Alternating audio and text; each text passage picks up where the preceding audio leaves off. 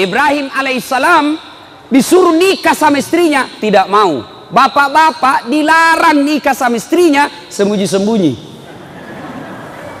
Akhirnya Ibrahim alaihissalam didesak terus, mak beneki nikah ki bang. Akhirnya Ibrahim alaihissalam berkata, ya baiklah kalau begitu, baik mi, saya menikah. Lalu Siti Sarah berkata, oke, saya kasih nikah ki, tapi saya yang carikan ki jodoh. Ini menunjukkan bahwa tidak ada perempuan yang ikhlas 100%. Kalau dia ikhlas 100%, mestinya dia bilang cari maki sendiri, mana kita suka. Tapi Siti Sarah berkata, oke, saya kasih nikah ki, tapi saya yang carikan ki perempuan. Kata Ibrahim, siapa mi? Kau pilih siapa? Jangan mi jauh-jauh. Itu ada pembantu Siti Hajar. Pembantunya dicari. Nah bilang Ibrahim, ayah, mi, kalau itu kau suka, oke lah, nikah. Alhamdulillah, setelah nikah dengan Siti Hajar, beberapa saat kemudian hamil Siti Hajar. Dan beberapa saat kemudian hamil pula Siti Sarah. Setelah dia suruh suaminya menikah, baru hamil juga Siti Sarah. Ada ibu-ibu di sini sampai sekarang belum punya anak? Ada? Ada? Coba-coba ki ilmunya ini Siti Sarah. Coba ki, siapa tahu langsung hamil betul. Setelah menikah, hamil Siti Hajar, alhamdulillah lahirlah anaknya Siti Hajar bernama Ismail alaihi salam. Lalu lahir pula anaknya Siti Sarah namanya Ishak alaihi salam. Ibrahim dengan Siti Hajar lahir anak bernama Ismail, itulah keturunan orang Islam. Siti Sarah dengan Ibrahim alaihissalam anaknya namanya Ishak, inilah keturunannya Yahudi sekarang. Nah ibu bapak saudara-saudara sekalian, Siti Hajar, Siti Sarah, Ibrahim. Bapak-bapak, ibu-ibu, halo ibu, ibu, pak, dalam rumah tangga itu pak, dalam Quran ada 4 jenis rumah tangga. 1, suaminya beriman, istrinya kafir. Siapa dia? Nabi Lut alaihi salam. Tuh suami beriman, istri kafir. Lut alaihi salam. Yang kedua, istri beriman, suami kafir.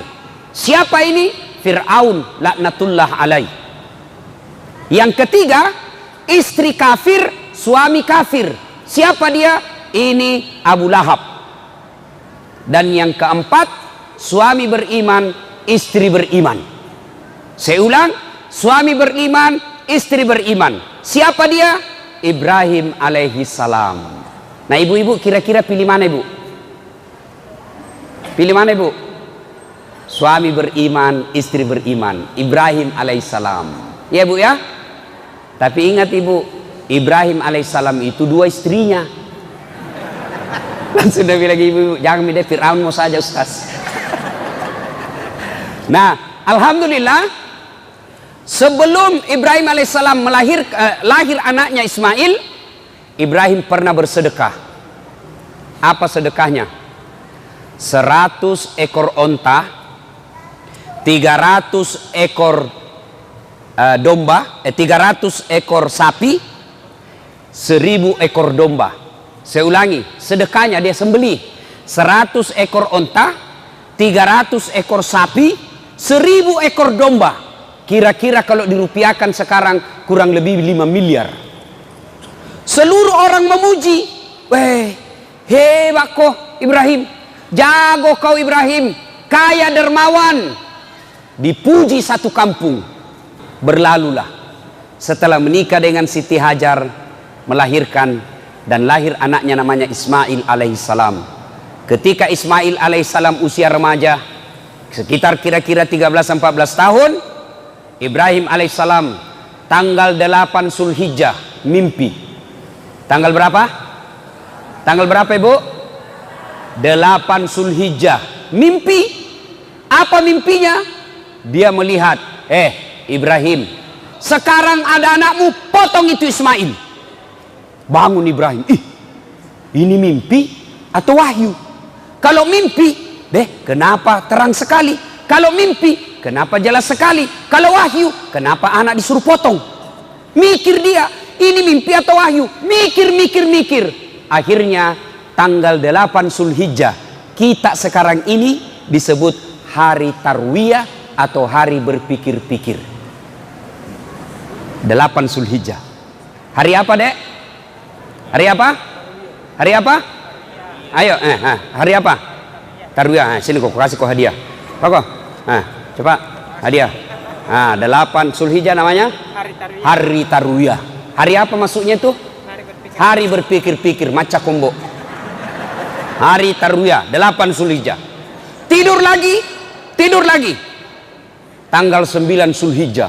Mimpi lagi, mimpi kedua kalinya. Bangun Ibrahim. Lalu dia berkesimpulan, ini bukan mimpi, ini wahyu. Ibrahim alaihissalam yakin, saya harus memotong anak saya untuk membayar utangku. Hakul yakin. Tanggal 9 Zulhijjah sekarang kita kenal dengan hari Arafah atau hari keyakinan. Hari apa, Dek? Hari apa? Hari apa? Hari apa? Yang satu banyak sekali mau dikasih hadiah kalau sama. Hari apa? Hari apa? Hari apa? Hari apa? Bapak hadiah. Hadiah, Pak. Cepat berdiri, hadiah. Apa hadiah? Lain tong kalau ustaz kasih ki, Pak. Barakah ini. Hari Arafah. Hari Arafah atau hari keyakinan. Maka ibu bapak saudara-saudara sekalian, kira-kira tanggal 8 Zulhijjah hari tarwiyah, 9 Zulhijjah hari Arafah, kemudian tanggal 10 Zulhijjah dia panggillah anaknya Ismail alaihissalam. Ibrahim panggil anaknya, anakku sini kau dulu nak. Cok lo meyo lo nak. Kalau kita orang Bugis, cok sini kau dulu nak. Agambo begini nak, saya diperintah Tuhan untuk potong kamu. Menurutmu bagaimana? Kira-kira kalau anak tak yang tukang bola, pemain game di rumah, Pak, kita tanya anak tak yang pemain game, nah disuruh kak potong kok, kira-kira apa jawabannya, Pak? Apa jawabannya kira-kira, Pak? Paling jawabannya dia bilang, kenapa anak saya? Nenekku mau yang sudah mau mati. Ini anak pintar tapi tidak soleh. Ini pintar, tidak salah tahu. Ini pintar, kenapa yang masih muda, yang tua mau sedikit lagi mati. Atau kira-kira, Pak, kalau bapak diperintah potong anak 9, masih ada pilihan, kita cari yang nakal. Potong anakmu, mana yang pembohong. Ismail, anak satu-satunya, lama dirindukan, disuruh potong.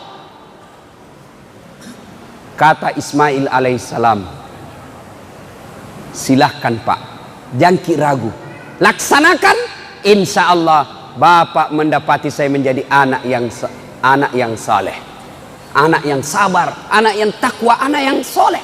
Potong saja Pak, tidak ada masalah. Cuma kata Ismail, sebelum kita potong Kak, ada beberapa permintaanku.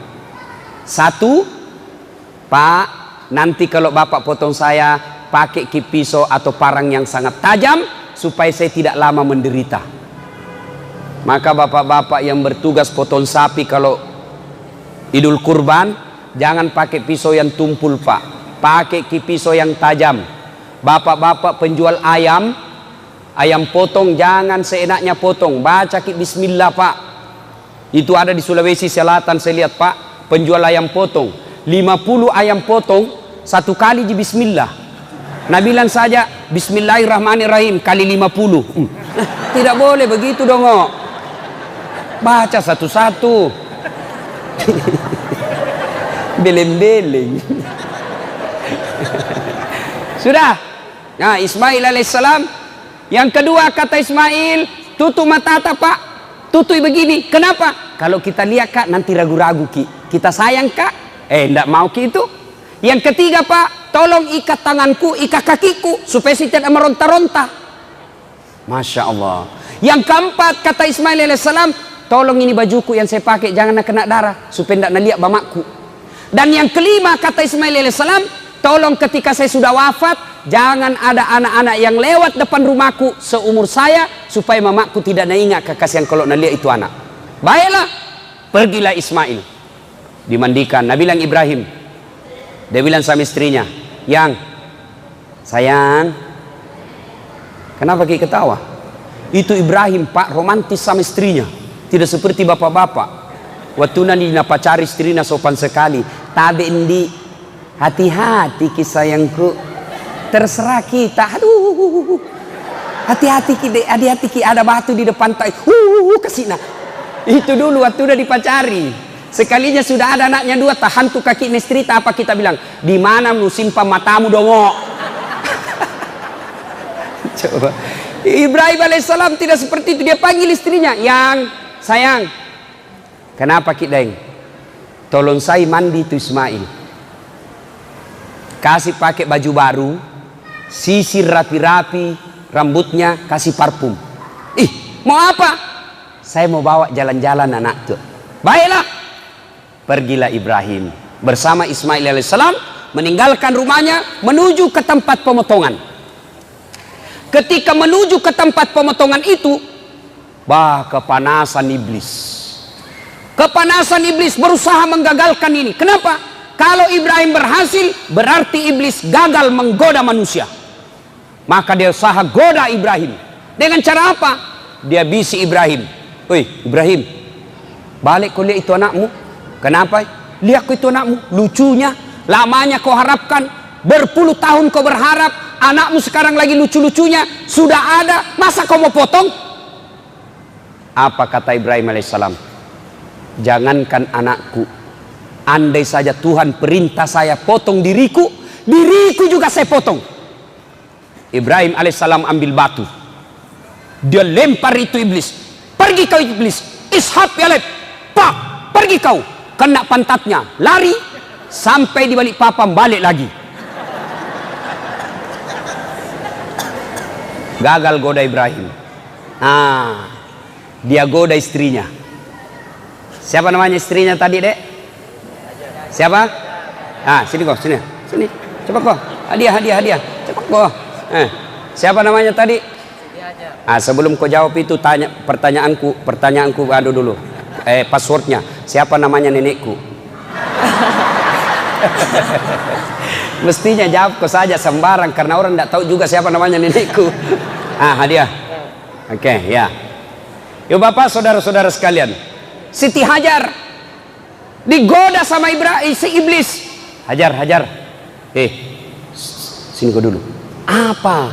Kau tahu mau dibawa kemana anakmu? Mau dibawa jalan-jalan sama bapaknya. Dong kok. Maksudmu? Tolo-tolo ini. Maksudmu? Nah bodoh-bodohi kau suamimu. Maksudnya apa? Mau potong itu anaknya? Sebaran dia bilang gini. Mana ada orang bapak mau potong anaknya? Iya, mau dia potong. Kok bisa? Katanya itu perintah Tuhannya. Apa? Perintah Tuhannya. Betul kok? Iya, katanya perintah Tuhannya. Mendengar ini Siti Hajar berkata, jangankan anakku, saya saja siap dipotong kalau itu perintah Allah. Jangan banyak bicara di situ. Pak, lempar kena telinganya, lari sampai Sangatta, balik lagi. Masya Allah. Gagal di suami, gagal di istri. Nabi bilang Siti Hajar, jangankan anakku, saya juga mau dipotong kalau perintah Allah. Nabi bilang iblis, lebih gila dari suaminya ini. Dia datang goda anaknya. Ismail nagoda. Mas Boy, siko dulu. Apa lagi? Kau tahu mau kau dibawa mana bapakmu? Saya tahu Ji. Mau kena potong. Bodoh-bodohmu. Masa mau kau? Jangan banyak bicara di situ. Dia ambil juga batu, dia lempar. Pak, kena mata kanannya. Pico. Apa itu bahasa Indonesianya pico? Apa bahasa Indonesianya pico, Pak? Mencok. Beda-beda sedikit. Kena mata kanannya. Lempar, lari iblis. Maka 3 kali dilempar itu iblis. Ibrahim, Siti Hajar, Ismail alaihissalam. Inilah simbol permusuhan antara manusia dengan iblis yang diabadikan sekarang ketika kita melaksanakan ibadah haji dengan melempar 3 jumroh, yaitu jumroh Aqabah, Usta, Ula. Setan besar, setan tengah, setan kecil dilempar. Maka sekarang jamaah haji kalau pergi melempar batu, itu dinding. Ini ada cerita-cerita warung kopi jini, tidak tahu benar atau tidak. Ada jamaah haji dari Bontang, diambil batu, dia lihat itu dinding setan, dia bilang ini setan ini. Nih nana setannya ini yang goda saya selama ini. Lo rempel kok. Diambil batu pak, diambil batu, dilempar itu dinding, kembali. Talaci itu batu hampir nak kena kepalanya. Dia pungut itu batu, begitu dia pungut dia buka, ada batu tulisannya, sesama setan dilarang saling melempar. Dia bilang, hei, kau di sini kau lempar kak, di Bontang bersahabat ki. Akhirnya apa? Sudah lempar 3 jumroh itu. Sudah sampailah Ibrahim bersama Ismail di tempat untuk disembelih. Bapak-bapak, ibu-ibu, biasanya kalau kita pergi haji atau umroh, itu kan biasa kita pergi dibawa tur, ya. Biasa kalau sudah lewat Padang Arafah, kemudian masuk Musdalifah, biasanya itu tour leader atau mutawib atau ustadz tak bilang di atas bus, bapak ibu lihat ke arah kanan, di atas bukit setelah rumah raja, istana raja, ada di atas bukit seperti pos satpam. Disitulah tempatnya Ismail alaihissalam dibaringkan, dipotong sama bapaknya. Itu ada itu tempat sekarang. Mudah-mudahan Allah berikan rezeki, umur yang sehat. Bapak ibu semua, adik-adik semua bisa datang ke tempat itu. Amin. Sudah. Diikatlah tangannya Ismail, diikat kakinya. Ibrahim alaihissalam tutup matanya, diambil pedangnya, dihadapkan pipinya Ismail ke tanah. Dia kasih lengket di tanah pipinya. Lalu dikeluarkan pedangnya. Dia iris lehernya. Nah gerek nih. Begitu dia gorok lehernya, tidak mempan pak. Dek na belui, tidak mempan. Dia iris, dia keras, tidak mempan. Lalu Ismail alaihissalam berkata, pisau kundru. Pisau tumpul kita pakai pak. Nah bilang tidak, tajam ini, tajam. Ibrahim mau yakinkan dirinya, ini pisau pedang ini tajam atau tidak. Akhirnya apa? Itu pedangnya dihantamkan ke batu. Dihantamkan ke batu, batu pecah. Nah bilang Ibrahim, batu keras pecah, ini lembut kok tidak nak makan. Nah bilang Ismail, barangkali ragu-ragu ki, tidak, ku keras mini. Akhirnya dia bilang, coba lagi yang kedua kalinya. Begitu mau dicoba kedua kalinya pak, Ismail bilang, tunggu dulu pak, tunggu dulu, jangan dulu. Apa lagi nak? Pak, dengar baik-baik pak, dengar baik-baik. Ibu, dengar baik-baik. Pak, tolong lepas tanganku, tolong buka ikatan kakiku, jangan ikat tangan kakiku. Kenapa? Kalau saya diikat, nanti Allah berpikir, nanti Allah mengira saya tidak ikhlas. Lepaskan ikatan tangan dan kakiku. Subhanallah. Dilepas. Sudah dilepas. Digerek lagi kedua kalinya. Ketika digerek kedua kalinya, Allah di atas aras memanggil seluruh malaikat, wahai malaikatku, kau lihatlah ini hambaku Ibrahim alaihissalam. Begitu cintanya kepada Allah, begitu cintanya kepada Tuhannya, dia ikhlaskan, dia potong anaknya sebagai rasa ketaatannya kepada aku. Kau lihat ini Ibrahim. Dulu kalian mengkhawatirkan ketika Adam saya ciptakan menjadi pemimpin, kalian semua demo khawatir anti Adam, manusia merusak dunia. Ini sekarang kau lihat ini hebatnya ini manusia. Lalu dia gerek lagi itu. Mendengar ini bahwa malaikat dipanggil semua. Lihat kau itu kata Allah. Lihat itu manusia. Mendengar ini. Lalu malaikat mengucapkan takbir. Allahu Akbar. Allahu Akbar. Allahu Akbar. Jibril. Mendengar ini, Ibrahim alaihissalam melanjutkannya dan menjawabnya. La ilaha illallah. Huwallahu Akbar. Mendengar ini, Ismail alaihissalam menjawab dan melanjutkannya dengan kalimat Allahu Akbar walillahil ham. Itulah kalimat takbiran kalau kita lebaran. Allahu Akbar, Allahu Akbar, Allahu Akbar. La ilaha illallah huwallahu akbar. Allahu Akbar walillahil ham. Itu. Jadi besok kalau kita lebaran Idul Kurban, dari rumah, dari Lok Tuan, dari Berbas, jalan kita ke masjid, jalan kita ke lapangan, sunnah mengucapkan Allahu Akbar, Allahu Akbar, Allahu Akbar, la ilaha illallah, Allahu Akbar, Allahu Akbar, walillahil hamd. Kira-kira anak-anak, adik-adik, bapak-bapak kalau pergi tempat takbiran, pergi tempat lebaran, takbiran apa enggak? Takbiran? Tidak. Kalau anak motor-motor, nah balap motornya, nah kasih buka knalpotnya, nah kasih ribut-ribut, sambil jalan bukannya takbiran, selfie, OTW lebaran, sampai alhamdulillah duduk-duduk menunggu ustadz.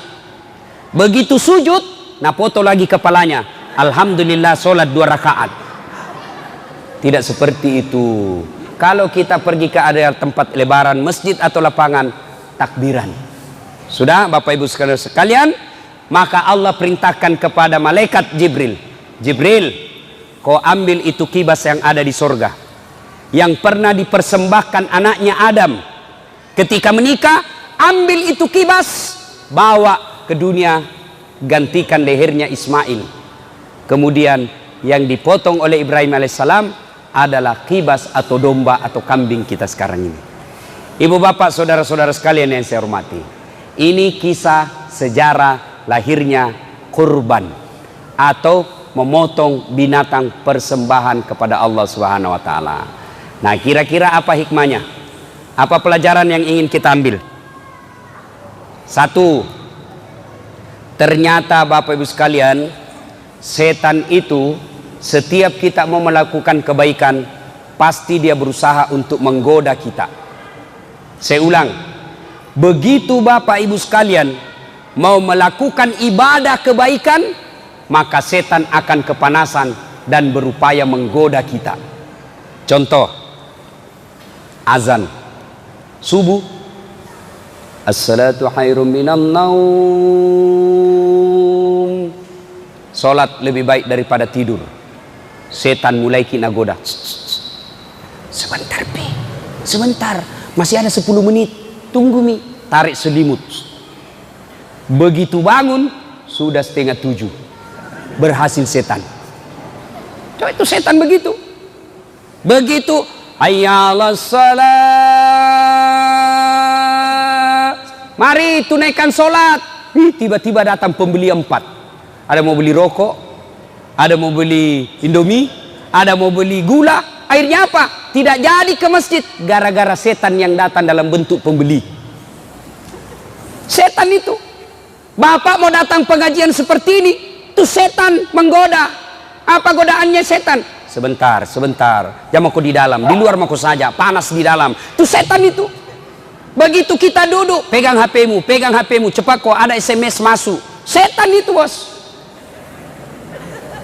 Begitu kita masih mau dengar ceramah, lihat jam. 9:30 Mi. Baru Nabi bilang teman, pulang maki, 9:30 Mi. Setan itu, Pak. Dan setan berupa teman, susah ngusirnya. Kalau setan tidak kelihatan, bacakan bismillah, lari Mi, Pak. Kalau setan teman, apa Nabi bilang? Baca mako, surah Yasin, ku dekati kok. Itu setan itu, Pak. Nah, ibu bapak, saudara-saudara sekalian, ketika kita mau melakukan kebaikan, setan pasti kepanikan. Maka dia berusaha menggoda kita. Contoh, hayya 'alas shalah, mulai setan, dia tebar. Datang setan, tak usah ke masjid, bisa saja kau sholat di rumahmu. Sudah, setan itu, kalau dia berhasil itu setan, maka kita tidak ke masjid, kalah kita. Tapi kalau kita berhasil berdiri, tinggalkan itu, jangan pikir setan mengalah. Tadi kan lempar pertama lari ke Balikpapan, lempar kedua lari ke Sangatta. Iya toh? Nah, itu setan. Anggap bapak berhasil, hayya 'alas shalah, langsung berdiri, pergi. Apa setan berhenti, Pak? Tidak. Nagoda ki lagi. Caranya apa? Nagoda ki supaya buru-buru berwudu. Wudu kita salah-salah. Nabi bilang setan, yo pimako. Akhirnya apa? Begitu kita mau wudu, dingin itu dingin sekali air. Nah, itu setan masuk di situ. Tiba-tiba setan kasih bunyi handphone. Itu setan itu. Akhirnya apa? Kita wudhu sambil terima telepon. Pernah toh? Kita ketawa karena pernah begitu toh? Setan itu masuk, bos. Yo. Matu pi. Siaga melok molengi. Si ratu. Itu pulau na 5. Itu setan masuk di situ. Masuk itu setan. Akhirnya apa? Kita wudhu tidak sempurna. Atau anggaplah bapak tidak terima telepon, tapi wudhunya salah-salah, tidak sempurna. Bagaimana caranya? Quran menjelaskan wudhu itu membasuh jari hingga ke siku, ya kan? Jari hingga ke siku. Tapi apa yang kita praktek? Siku ke jari. Kalau jari ke siku kan begini caranya wudhu, pak. Kalau tua seperti ini, bapak-bapak sudah generasi sakaratil maut, ini depan-depan ini, itu lipat ini, pak, lipat. Kenapa? Karena di sini banyak keriput-keriput. Kalau bapak tidak lipat ini, tidak kena air, tidak sah wudhunya. Tidak sah wudhu, otomatis tidak sah sholat. Setan itu berupaya supaya tidak sah wudhu, tak. Karena kalau tidak sah wudhu, biar 1 jam bapak sholat tidak sah sholatnya. Kenapa? Wudhunya salah. Nah, setan dah goda ke situ. Maka kita biasanya wudhu, sunnahnya ajaran Quran begini. Tapi apa yang kita praktek? Siku ke jari-jari. Bagaimana caranya, Ustaz? Nah, buka keran.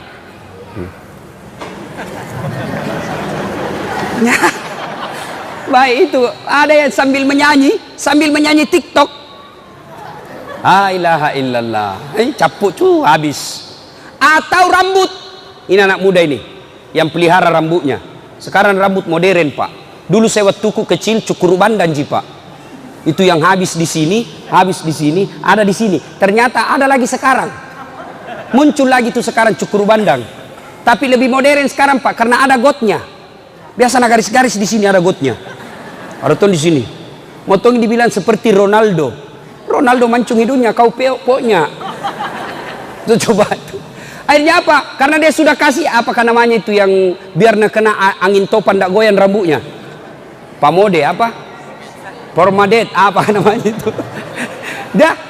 Minyak rambut. Kalau kita dulu minyak rambut kan pak, minyak kemiri sama Brix. Cara ngambilnya begini, pak. Kasih simpan. Begitu kita upacara bendera, keluar semua rambut di sini, pak. Itu zamanku saya sekolah. Oh, sekarang ada. Karena rambutnya sudah jambur, pak. Nah, model kayak Ronaldo, pergi sholat. Takut rusak ini, pak. Takut rusak rambutnya. Akhirnya apa? Bagaimana wudhunya? Nah, kasih begini saja. Ini gak pak guru kok cilaka. Itu Quran menjelaskan membasuh sebagian rambut. Lebih cocok kamu berwudu begini, karena ini rambut, daripada cuma begini. Apalagi yang banyak kelirunya, setan masuk. Ketika apa? Ketika kita basuh kaki. Biasanya orang basuh kaki, pak, kan itu sunnahnya Nabi, jari-jari tangan masukkan ke jari-jari kaki, usap telapaknya sampai ke tumit. Mohon maaf, begini prakteknya kira-kira. Tapi apa yang kita praktek? Kita wudhu begini, ji. Pulang-pulang ku berbadan dua. Hai, nah kena ku setan, bo.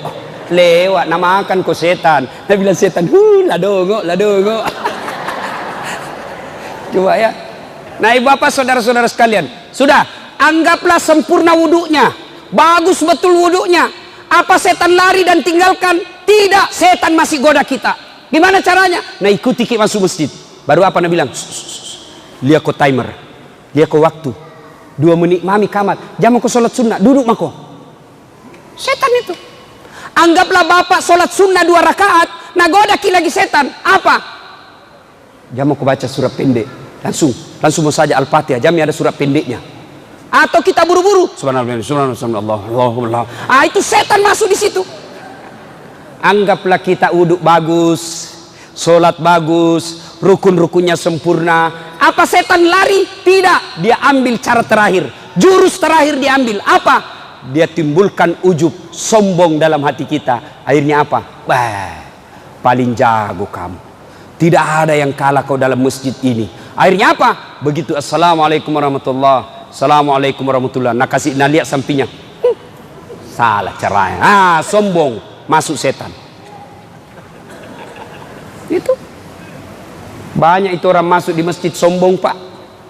Pintu masuknya setan itu sombong. Mana? Yang mana itu ciri-cirinya orang sombong masuk di masjid? Seolah-olah hanya pendapatnya saja benar. Sekarang banyak itu begitu. Sholat tidak beda pendapat orang. Ada yang kasih begini tangannya kalau sampai begini, ada yang kasih begini, yang kasih begini dia bilang salah ini. Nah itu, ada itu yang begitu sombong-sombong begitu. Ada lagi, kalau dia lihat orang takbir, ada orang macam-macam takbir pak. Ada yang begini, ada yang begini, ada juga saya lihat kayak main-main saja. Ada juga begitu. Itu sekadar kita akan baca.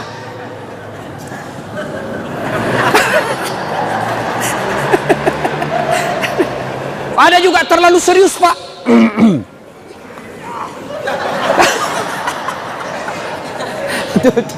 Silahkan lakukan, tapi jangan salahkan orang.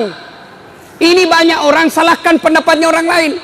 Takbir itu pak, posisi setelah takbir Allahu Akbar, posisi tangan saja itu macam-macam. Ada 5 caranya. Imam mazhab 1 Allahu Akbar, antara pusat dengan tulang rusuk, tengah-tengah. Yang kedua, Allahu Akbar, di atasnya sedikit, perut. Yang ketiga, di atas dada, Allahu Akbar. Yang keempat, di bawah pusat, Allahu Akbar. Bukan di bawah sekali ya. Yang kelima, Allahu Akbar, lurus saja begini. Ini umumnya Syiah dan Iran. Mana yang betul? Betul semua. Bapak mau begini silahkan. Bapak mau begini silahkan, mau begini silahkan. Yang mana salah, nah pakai semuanya. Allahu Akbar.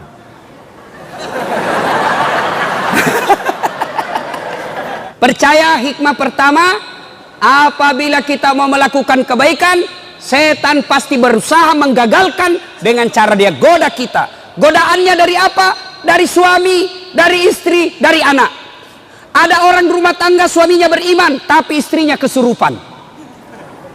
Suaminya mau bersedekah, mau potong kambing, tabung ini nah, bu, tarik mini di rekening tak 1,5 juta beli kambing untuk kurban. Berapa pak? 1,5 juta, langsung istrinya kemasukan setan. Jangan mako, 1,5 juta itu bisa beli cincin. Langsung dia bilang istrinya, pak, jangan mau dulu kurban, sok kaya sekali kok kurasa deh. Sini itu 1,5 bisa beli cincin. Ini suaminya masuk surga, istrinya di blender nanti di neraka. Dan itu pak, setan berupa istri susah diusir pak. Apalagi kalau kita takut sama istri. Ada mentong itu istri pak, kasih takut-takut suaminya. Ada di sini bapak-bapak takut sama istri. Ada. Apalagi kalau istri tak orang bugis. Hai pak, nakakang ki pak. Ada di sini takut sama istrinya? Ada. Berhenti jadi laki-laki. Masalah takut sama perempuan. Bagaimana caranya kita mau takut sama istri? Nah kita lamar ki, dikasih uang panai puluhan juta. Nah ambil semua gaji kita tiap bulan. Dibelikan rumah, dicicilkan mobil, baju semua kita belikan. Bedaknya, gencungnya kita semua belikan. Masa kita mau takut sama dia? Bagaimana ceritanya? Yang kita takut sama cerita ibu pak? Nabi bilang orang ustaz tidak takut sama istri tak? Mau ku apa takut sama istriku? Cuma istriku lebih berani dari saya. Ayo bapak, 1, godaan bisa dari suami, godaan dari istri, dan yang ketiga godaan dari anak. Berapa banyak orang pak akhirnya masuk penjara, korupsi, gara-gara apa? Anaknya minta dibelikan mobil. Setan masuk di situ. Berapa banyak pejabat yang akhirnya dipenjara gara-gara korupsi. Kenapa? Istrinya minta dibelikan rumah baru. Maka godaan setan bisa datang dari suami, bisa datang dari istri, bisa datang dari anak. Pertanyaannya, bagaimana cara melawan setan? Bagaimana cara melawan setan? Ketika Rasulullah SAW Isra dan Mi'raj, Nabi dikejar oleh api. Makin lama makin membesar, makin lama makin membesar. Nabi bertanya, ya Jibril, siapa itu Jibril? Jibril menjawab, itu setan, iblis laknatullah alaih, untuk menggagalkan upayamu. Lalu Nabi bertanya, bagaimana caranya aku melawannya? Bagaimana caranya aku menghindarinya? Jibril menjawab, ucapkan kalimat istighfar, astaghfirullahaladzim, wa atubu ilaihi la ilaha illa anta subhanaka inni kuntu minadz zalimin. Lari itu setan. Maka kalimat yang paling ditakuti iblis laknatullah alaih adalah istighfar. Makanya bapak-bapak, kalau setan mulai goda kita, tadi kita praktekkan nanti, ditarik di dompet, mau dikasih masuk celengan aman Palestina, tiba-tiba mau kerja beli pulsa ini, habis pulsa, HP mau diganti. Setan itu pak. Bagaimana caranya lawan setan? Astagfirullah, tarik, astagfirullah. Nah tarik itu setan itu, astagfirullah, astagfirullah, astagfirullah. Lawan itu setan dengan kalimat istighfar pak. Betul, saya serius ini pak. Coba itu lawan. Begitu kita kasih, nah tarik itu, astagfirullah, astagfirullah, astagfirullah, astagfirullah. Mati itu setan pak. Ya, bapak saudara-saudara sekalian. Astagfirullahaladzim wa atubu ilaihi la ilaha illa anta subhanaka inni kuntu minadz zalimin. La ilaha, tiada Tuhan illa anta, kecuali engkau. Subhanaka, maha suci engkau ya Allah. Inni kuntu minadz zalimin, sesungguhnya saya menzalimi diri saya sendiri. Misalnya tuh setan. Satu ketika setan ditanya, iblis, apa kalimat yang paling engkau takuti dari kami? Apa yang kau paling takuti dari kami? Iblis menjawab kalimat istighfar. Kenapa bisa? Setengah mati kau suruh kau berdosa. Dari pagi sampai malam saya ajak kau berdosa, saya goda kau berdosa. Begitu kau istighfar, habis lagi.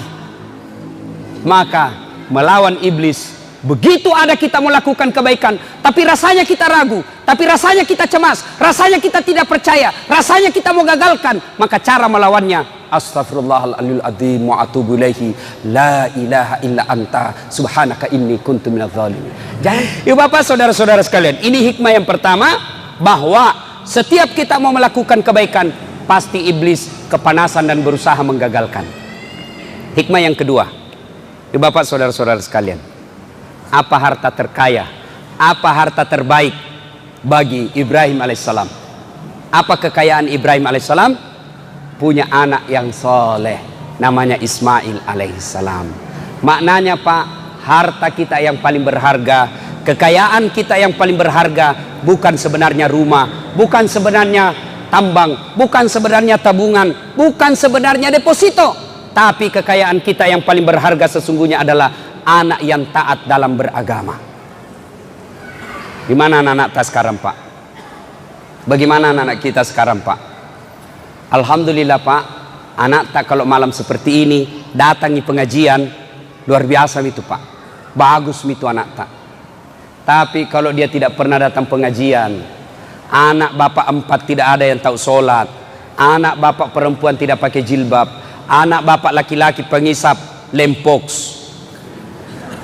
Kenapa ketawa anak muda? Banyak di sini isap lempox. Itu anak-anak sekarang tuh bingung kak, masa lempox kok isap? Nah campur lem tikus, beleng-beleng. Apa itu lem tikus? Lem tikus ya untuk tikus. Masa kau gagah-gagamu kupang? Cemen lumen kampungan, baru 1 botol teler mau kok itu teman tak jagona sampai masuk di got. Ayo, nah ibu bapak saudara-saudara sekalian, anak-anak kita adalah kekayaan paling berharga. Coba lihat tadi Ismail alaihissalam, remaja, ditanya, nak bagaimana kalau disuruh kau potong? Apa jawabannya? Silahkan pak. Ini maknanya kekayaan kita sesungguhnya adalah anak yang taat dalam beragama. Pak, bapak tidak usah cemas kalau anaknya sudah sarjana tidak punya kerja. Bapak tidak usah malu kalau anaknya sarjana kerjanya tambal ban di pinggir jalan. Bapak tidak merasa gengsi kalau anaknya sudah sarjana tapi kasihan kontrak-kontrak rumah. Tidak usah malu seperti itu. Kenapa? Bukan itu yang menyebabkan anak kita masuk neraka. Yang bapak cemas dan malu, anaknya sudah sarjana tidak tahu sholat, anaknya sudah master tapi tidak tahu ngaji, anaknya punya rumah sendiri tapi tidak tutup jilbabnya pada dia perempuan. Itu yang membuat kita cemas. Bapak saudara-saudara sekalian, anak-anak sekarang kita, saya tidak cemaskan otaknya. Anak-anak pak cerdas-cerdas. Lihat itu anak-anak pak, saya saja kalau SMS kak pak, 2 tangan saya pakai masih salah-salah pencet kak pak. Itu anak-anak sekarang sambil bawa motor meng-SMS. Jago nih itu anak-anak sekarang. Bawa motor nah balas itu SMS-nya. Kadang-kadang simpan saja di HP-nya itu di telinganya, pakai helm. Cerdas-cerdasnya anak-anak kita. Bapak tidak usah cerdas, cemaskan kecerdasannya. Yang perlu kita cemaskan adalah ketika agamanya tidak baik. Suatu ketika Nabi menuju ke suatu tempat. Dalam perjalanan ke tempat tersebut, Nabi melewati pemakaman. Tahu pemakaman? Kuburan. Ketika Nabi lewat, Nabi bersabda, saudara-saudara sekalian, langkahkan kakimu dengan cepat. Maperi-periko. Sahabat mempercepat langkahnya. Lalu pulang lagi dengan rute yang sama. Nabi santai, sahabat mau kasih cepat langkahnya. Nabi jangan aku buru-buru, tenang saja. Kenapa ya Rasul? Tadi waktu pergi buru-buru, sekarang pulang tidak. Ada apa? Nabi menjelaskan, tadi itu waktu pergi, saya dengar ini orang disiksa di kuburnya. Saya tidak tahan lama-lama dengar, maka saya mau jauh-jauh supaya tidak dengar. Waktu pulang tidak lagi. Kenapa? Saya dengar berita dari Jibril. Allah perintahkan yang menghisap di kubur.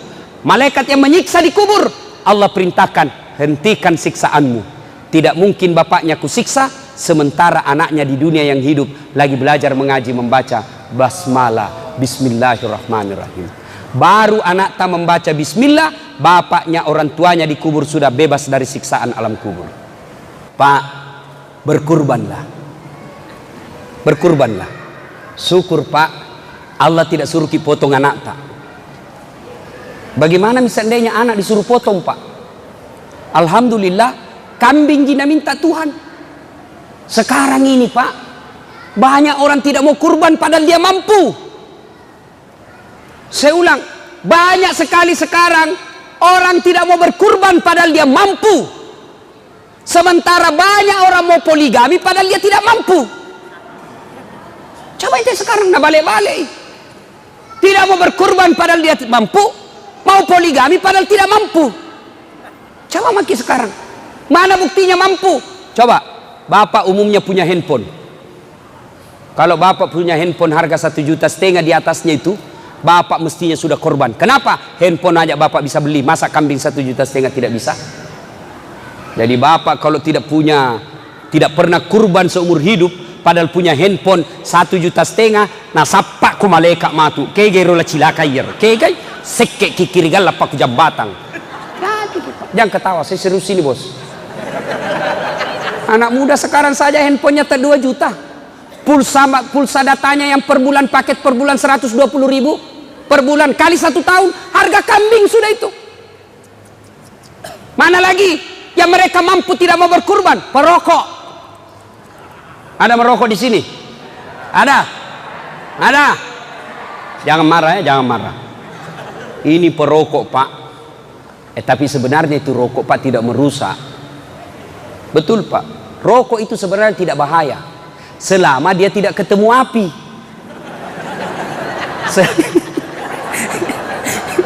Asal itu rokok tidak ketemu api Pak, aman. Kantong ini saja, yang penting jangan kasih ketemu api. Kapan dia ketemu api Pak? Maka solangi Pak. Coba rokok. Sekarang ditanya jamaah, Ustaz, kenapa doaku tidak jabah?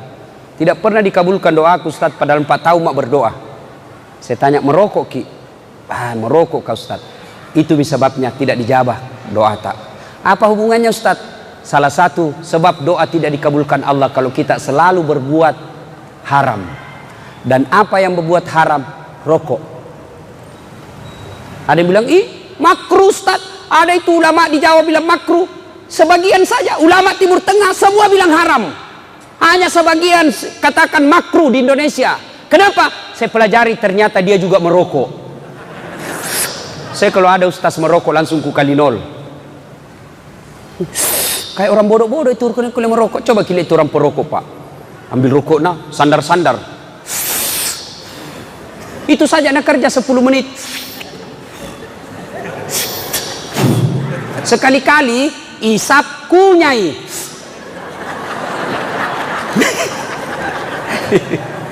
Beleng-beleng. Pak, bapak bilang, tidak bisa Ustaz, tidak jalan otakku kalau tidak merokok Kak. Bale-bale kok. Buktinya apa? Ramadan jalan di otak Kak.